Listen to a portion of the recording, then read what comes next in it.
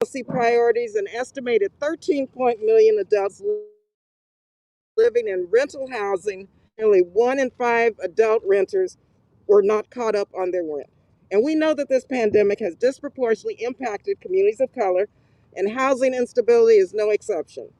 Communities of color were far more likely to report that their household was not caught up on rent. That's 33% of African American renters, 20% of Latinx renters, 16% of AAPI renters, and 22% for American Indian, Alaska Native, and Native Hawaiian and Pacific Islanders, compared to 13% of white renters. So housing justice is really a racial justice issue, and we can't allow families to suffer any longer. So I'm so proud to be able to work with Representative Omar and all of our colleagues on the Rent and Mortgage Cancellation Act, because families should not have to worry about making ends meet and then left to be dealt with in turn, left to be dealing with long-term financial burdens after this pandemic is finally over and when our economy begins to recover. So this bill would constitute full payment forgiveness with no accumulation debt for homeowners or renters, and no negative, which is so important about this bill, no negative impact on their credit rental history. Also, it creates this relief fund for landlords and mortgage holders to cover losses from canceled payments.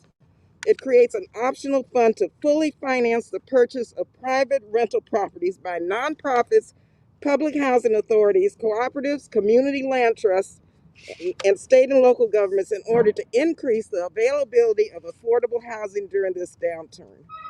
So we must do more. Housing issues have been a priority for me personally since, way back in the day. I was served on the Financial Services Committee, Subcommittee on Housing when I first came to Congress for about 10 years. Also, prior to coming to Congress, I was chair of the Housing and Land Use Committee in the California State Senate.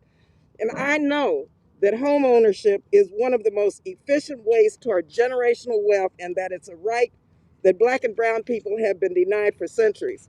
But also, let me be clear that housing is a basic human right, regardless of whether you're a renter or a homeowner. In the wealthiest country in the world, there's no excuse, so we must get it done, and we must get it done now. So thank you again, Congresswoman Omar, for doing this bill, for pushing the envelope, and for making sure that we recognize, especially during this pandemic, that housing is a basic human right. Thank you again. Thank you, Congresswoman Barbara Lee. Next, we're going to have one of Massachusetts' finest, a champion of the people, Congresswoman Ayanna Pressley. Thank you, Representative. Good afternoon, everyone. Thank you for joining us here today. You know, I'm very proud to stand alongside Congresswoman Omar and my colleagues, my brothers and sisters in service, to reintroduce the Rent and Mortgage Cancellation Act. This is bold legislation that meets the moment and affirms housing as the fundamental human right that it is. Yesterday, I was proud to support the American Rescue Plan to send critical relief to the millions of workers and families struggling to make ends meet during this pandemic. But make no mistake, our work is not over, and it must continue. The economic impact of this pandemic is worsening daily, and the threat of eviction and homelessness looms large for families in Massachusetts and all across this country. Housing is a critical determinant of health, of economic opportunity, and social mobility. And we have I want to underscore the moral and collective responsibility here that we are having to fight for this and affirm the need to keep people housed in the midst of a pandemic. And prior to the pandemic, there were 3.7 million eviction filings a year. I know the trauma of being met with an eviction notice on your door. This is about public health. This is about social justice. This is about economic justice. But this is also about our basic morality in centering the humanity of people to meet their most basic needs. Now, we have been calling for the cancellation of rent and mortgage payments for the duration of this public health emergency since the early days of the pandemic. Our legislation would move us towards an America where no person or family is forced to make the unconscionable choice between putting food on the table and keeping a roof over their head. For too long, our nation has overlooked the needs of our most vulnerable and marginalized communities, our unhoused, our frontline workers, those without the cushion of generational wealth, including our Black and brown communities. Now, the 2008 financial crisis was a Great Depression level event for Black Americans, wiping out decades of gains in Black home ownership, which has now fallen to its lowest rate since the passage of the 1968 Fair Housing Act. Today, our families and workers nationwide are staring down an unprecedented financial cliff. Many have been left unemployed, while rent and mortgage payments continue to pile up. The bills have not stopped coming. We cannot afford to repeat the mistakes of the past. The Rent and Mortgage Cancellation Act would help ensure tenants and mortgage holders don't have a backlog of payments once this crisis is over. It would forgive all rental debt to ensure that the credit scores of hard-hit families are not forever tarnished. Congress must pass this bill before it is too late. Our communities need this. Our communities deserve this. Thank you once again, Congresswoman Omar, for your leadership and your partnership on this critical legislation and so many other issues.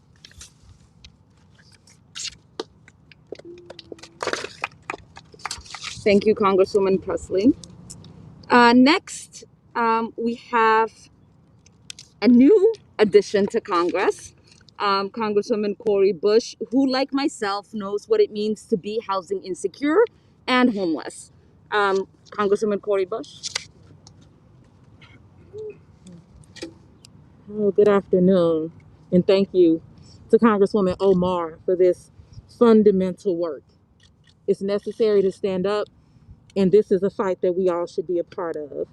You know, for me, the thought of overwhelming rent payments brings back painful memories.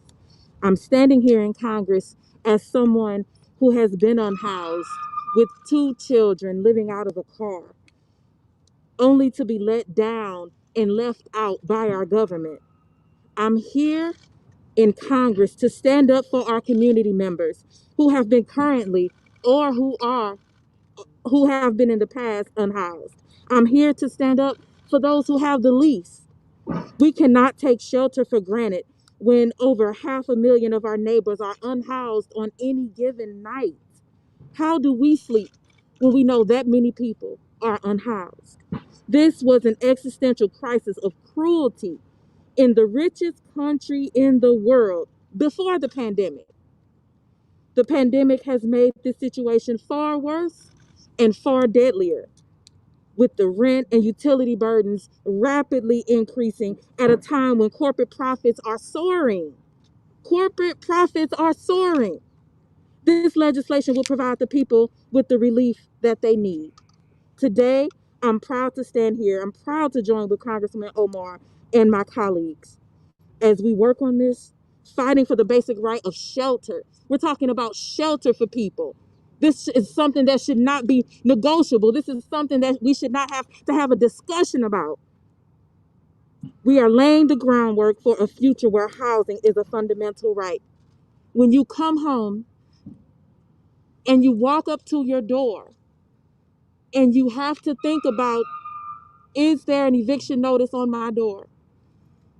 When you wake up in the morning wondering if today is the day, and you know if today is the day that you got to go buy trash bags because you don't have enough money even to put your stuff in boxes to move, this is our work. So we thank the Congresswoman and all of our colleagues for standing up for all the people. Thank you.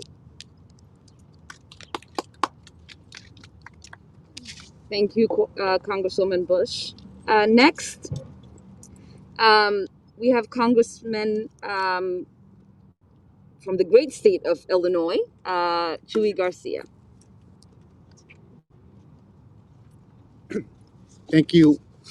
As a member of Congress and a member of the Financial Services Committee, I'm proud to join Representative Omar and my colleagues in the call to cancel rent and to cancel mortgages. Why? Because housing is a human right. and it's sickening that we can't agree on something as basic as that. Look, I represent a working class, majority Latino district in Chicago, and most of my constituents are renters. The pandemic hit my community hard. A quarter of Latinos in Illinois don't know whether they'll be able to make rent payment or not next month. But this crisis is not new. Housing has been a concern in my community even before the pandemic. We've had more than a decade of gentrification and displacement in neighborhoods on the north and the south sides of my district. We've got to stop evictions and foreclosures and plan for a future of affordable, stable neighborhoods. Community before profits. Let's give working families the break that they desperately need. Support this bill, make it the law of the land. Thank you.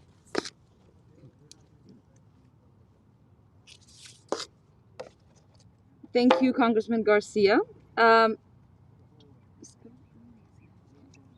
Next, we have Congresswoman Rashida Tlaib. Thank you so much to the leadership of Representative Omar and for continuation to making sure that we're not done yet. The American Rescue Plan was very much needed, but it also was done in very much a delay until we were able to have someone in the White House that supported moving very quickly and helping our families. Yesterday in Michigan, we observed an anniversary of the first known COVID case being announced. We lost loved ones, and our lives have been forever changed. To this day, people are still dealing with the health and economic pain that the pandemic has caused. It is really important that we understand that moratoriums are good, but they're going to end. And without payment and debt cancellation, we are kicking a crisis down the road. Vaccinations are critical, and we're glad that we funded $20 billion to expand distribution. But those vaccinations are not going to pay the bills that we're not able to pay for during this past year. So we have to understand we need to continue to support initiatives and bold policies like this.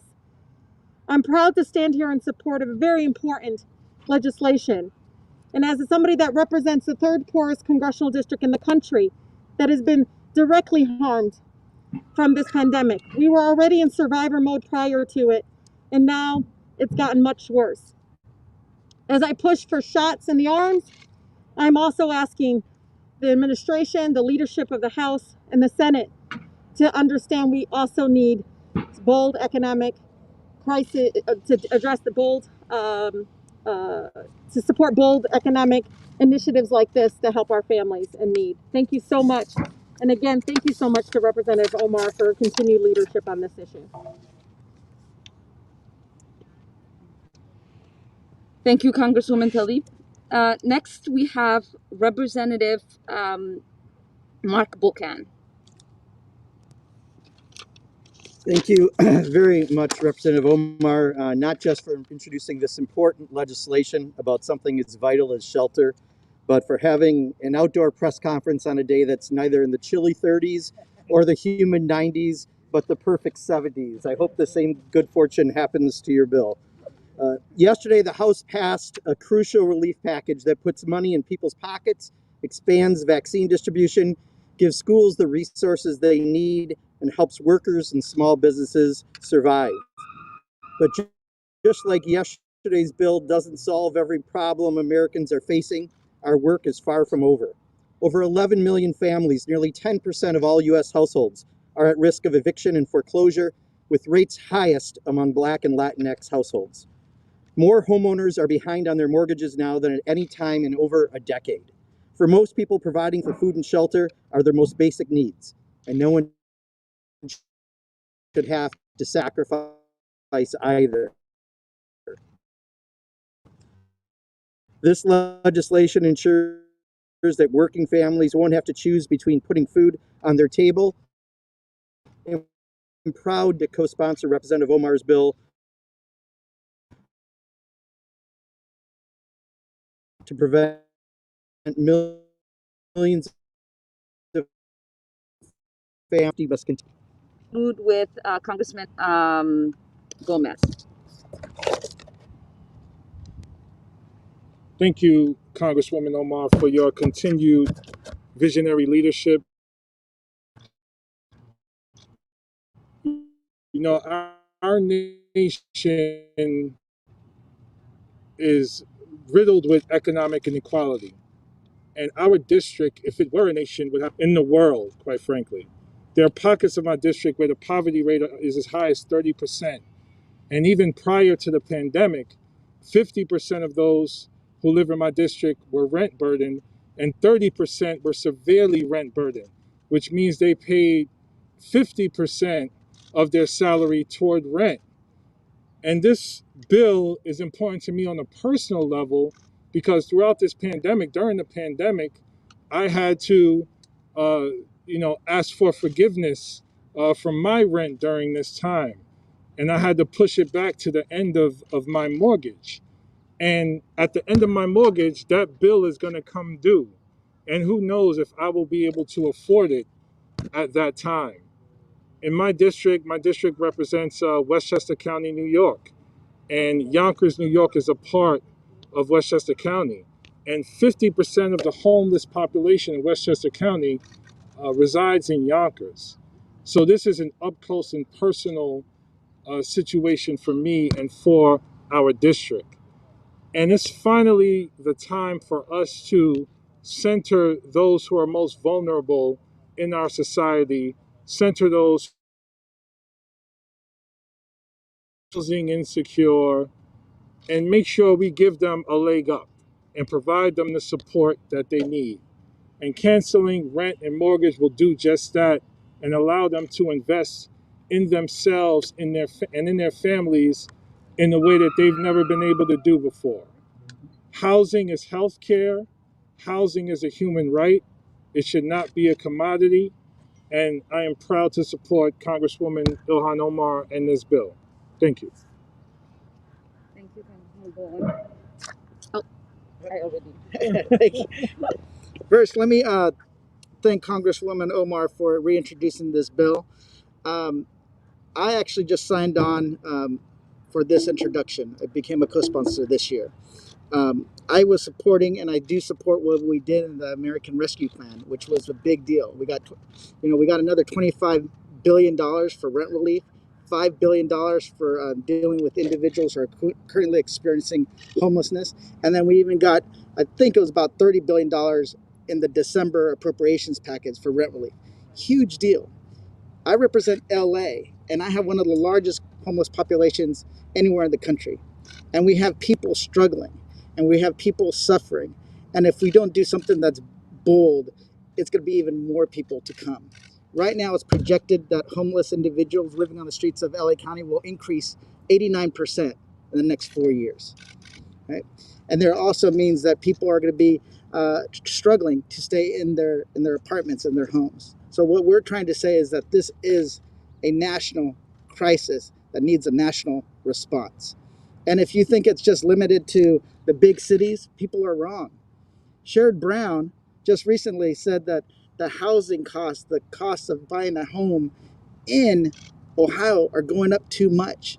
And what that happens is when you see a rise in housing costs where people can't buy it into the market, then you're going to see a rise in rents. So this crisis will spread no matter what people think. And if we don't deal with it now. So I'm just asking everybody to make housing and homelessness and the rising rents and the evictions that are going to be coming a national priority. And I believe that this bill does just that. So I want to just thank Congresswoman Ilhan Omar once again for introducing this bill.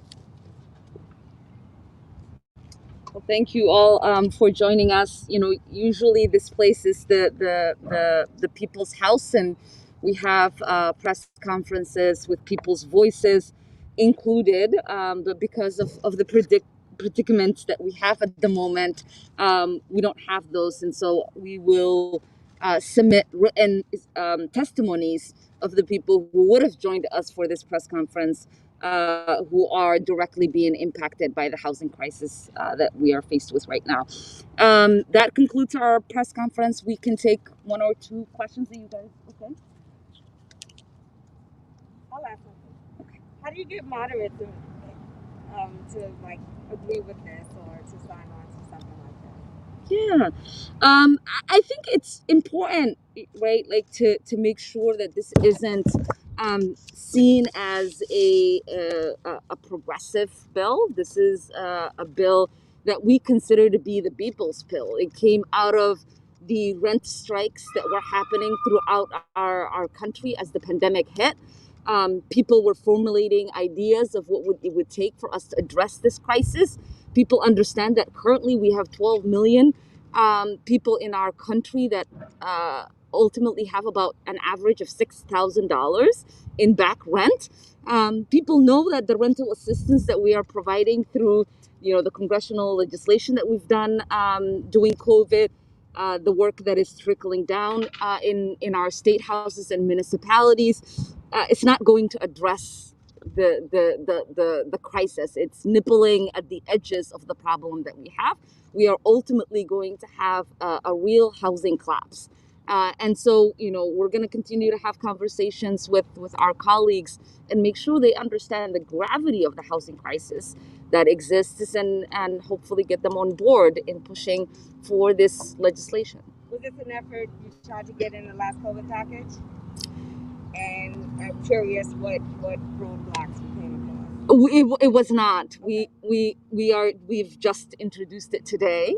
So it didn't make it in time for that for the conversation in the American Rescue Package. And so we're hoping to have it be part of the conversation as we draft, next packages. Because there's going to be another package. Because there's going to be another package.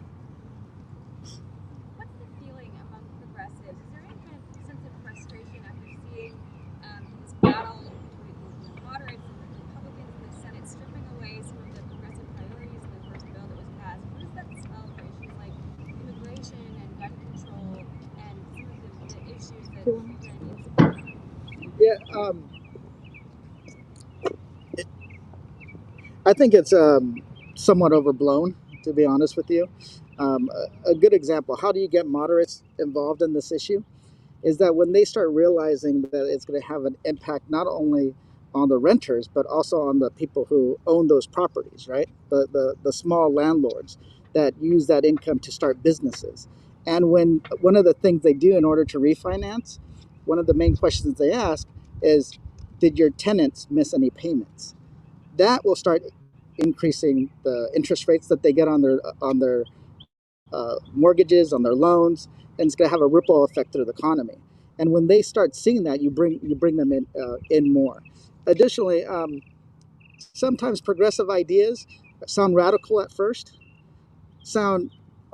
you can't implement them a little bit later, and then they become mainstream. The child tax credit, right, is basically a universal basic guaranteed income for children that's been advocated for years. But we were able to do it now with hardly ever a peep that will guarantee advance payments of $250 to $300 per child in advance payments, no matter if people are working or not, below a certain income threshold. That is revolutionary. They just didn't know it because it came up on them, right, over the years. So these progressive ideas often become mainstream, and they become, I would say, into the mainstream consciousness of the Democratic Party and the country. So we didn't get the increase in the minimum wage, but we're going to keep fighting for it. And I still do think we have a chance. Even Manchin was saying, well, I wasn't against raising the minimum wage. It was just how much and how quickly, right? So I think we didn't get everything we wanted, but it is still a very progressive rescue plan. One more so than the Republicans, right? If you look, tax, because I'm on the Ways and Means Committee, it says there's going to be a 20% boost for the 20% lowest income earners in this country and a 0% boost in income for the top 1% of this country. That's the difference between a Republican rescue plan and a Democratic rescue plan. Are you seeing any Republicans start to share some ideas with progressives and talk about some of these things? Is there any headway there? When it comes to the issue of equity, so is something that we're starting to have a lot more conversations. But equity is not just a black or a Latino or urban thing. It's also a rural thing, right? People that are left behind are oftentimes the poor whites that are in the rural areas that the programs don't work for them because they don't have internet, they don't have Wi-Fi, they don't have a community college near them, right? So they're starting to have those conversations. We had a good hearing on HPOGs, basically opportunity grants for healthcare workers. And I was having a conversation with Carol Miller from West Virginia. And her and I are as far as we can get on the political spectrum, but she knows that in order for her people to do better, we need these kind of programs that are targeted to the working class and to the lower income individuals in this country. Jamal, did you have anything? No, I'm good. Okay. Did you have any other questions? Congressman, what's the extent of your communication on this bill with the Senate then? It's been really good, actually. I think the initial conversations we've had with some senators is what gave us the energy and the excitement to reintroduce the legislation. There is a lot of conversations about what pieces of the bill that could be incorporated into maybe the housing or an infrastructure bill, or maybe another COVID relief package. Have you spoken to any of the Senate moderates? I can't tell you what senators I've spoken to, but we've spoken to senators. That was my next question.